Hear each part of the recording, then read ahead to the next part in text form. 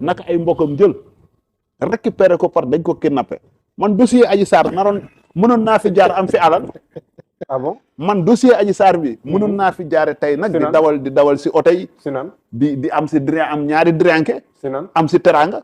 man ñëw nañ gis ma pour ma dem jàppale Adji Sarr ñu jox ma xaalis. ah bon non ñëw nañu gis ma man ay ponkal laa la wax ñëw nañ gis ma man pour ma yor plaidoirie xam nga man sama làmmiñ dafa saf nag. te sama làmmiñ ñi damul sama poos. yow dañoo ñëw proposer la. non dañ ma proposer koppar. pour man boog may def plaidoirie daal. di ko jëm di ko jëm xaalis bu weex tal oto sax boole bokkoon nañ si loolu benn la ñaar am na benn ancien détenu man télé laa toog fukki at maa ngi génn télé waxaguma loo xam ne car maa ngi sant samay ñaari wayju lu mu nit xeebe wala lu nit ne kii li mu wax du dëgg ragaluma vaar nañ dem ñu introduire waxaguma Sénégal fii lu mu nit di xeebe parce que xam naa ne réew miñ ne xeebaate dafa gaaw mais weddi nit dafa gaaw boobu tax lu may wax du bëgg émission ne bi damay réfléchir mbir maa balaa ma koy wax man des gens ñëw nañu gis ma ñu ne ma gis nañ da ngay xeex ak ay yelleefu doomu aadama dañu bëggoon nga jàppale Adji Sarr ñun nag loo bëgg mën nañ la ko defal lu ma bëgg rek mën nañ ma ko defal mais dama xool sama diggante ak sama borom. ay politique wala ñoo xam ne nii mu am keneen koo xam ne kaso la nekkoon. kaso bi mu génnee ku siw nag ci réew mi kaso la nekkoon moom sax daf ma woo téléphone mu ne ma ah comme yow yaa jiite kuréel gi nga xam ne yaa ñuy dimbali ñun ñi caabi féete ginnaaw man dama bëgg takk Adji Sarr ku siw la na seen xel daw rek moom waxal naka boppam sax boo leen xoolee ci télé yi. waaw mu ne ma bu kenn tudd tur mu ne ma. mu ne ma waaw mu ne ma waaw mu ne ma man dama bëgg nga ñëw ñu ànd nga dem nga ñaanal ma Adji Sarr en tant que koo xam ne yaay suñu kilifa yaa ñu jaboote ñun ñëpp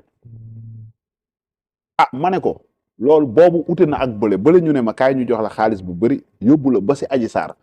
yóbbu moom ba si Adji Sarr fi mu nekk moo waxtaan ak moom xool défense am nu ma koy organiser maanaam ñu jox ma oto jox ma teranga mu téye ko maanaam sama liggéey moo doon wër si média yi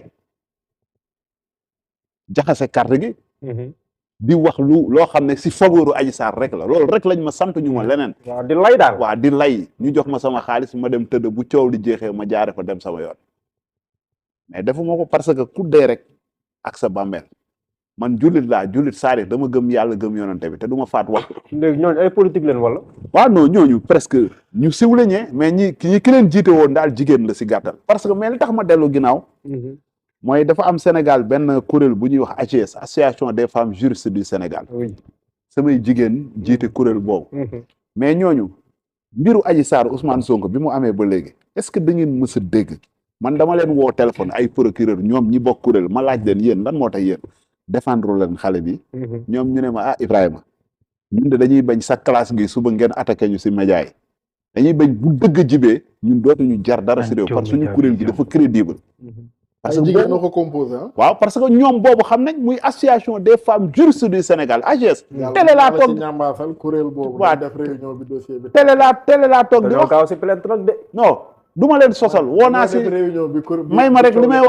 may wax c'est important ñoom gisoo leen début génn leen vidéo wala communiqué début ba fin wax man gisuma ko parce que ñoom xam nañu ak am nañ accès si dossier bi xam nañ ne c'est un dossier vide gis nga Ousmane Sonko bu dee dem na ñu diw ko karité maase ko loolu c'est son problème loolu ñun suñu yoon nekku si maanaam li ay fait li ñu ko géeñ gis nga lii matière pénale la maanaam viol la ñu ko géeñ maanaam viol boobu nag ñu ko géeñ ka géeñoon dem na ba mu am ay contradiction ba carte gi jaxasoo donc ay éléments de preuve yu koy inculpé si viol laa waxuma ay dem na fa de ay bu ko neexee mu dem ñu maase ku am sa xaalis man mii su ma amee sama xaalis damay dem ñu maase ma c'est pas interdit dans ce pays bu dee dañuy tere ku dem suite bute man boo leen ma waxee fu mu ne suba ma dem ñu maase ma loolu c'est pas par Ousmane Sonko c'est un gentleman mais viol lañ ko giñ viol boobu nag moo amul ay preuve raison pour laquelle pour les intérêts supérieurs de ce pays là dañu war a def non-lieu mettant fin à toute poursuite judiciaire wala ñu classé dossier bi sans suite Ousmane Sonko bu yàlla tuddee ne dafay nekk président àla kulli àll daf koy doon te gis nga li garaaw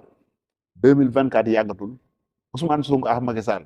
ñoom ñaar ku si ñàkk chance doo fekkee élection yi wala doo nekk président loolu je le dis bu leen neexee ngeen jent vidéo bi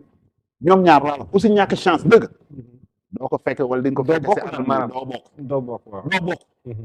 loolu moom vidéo bi bu la neexee nga jant ko.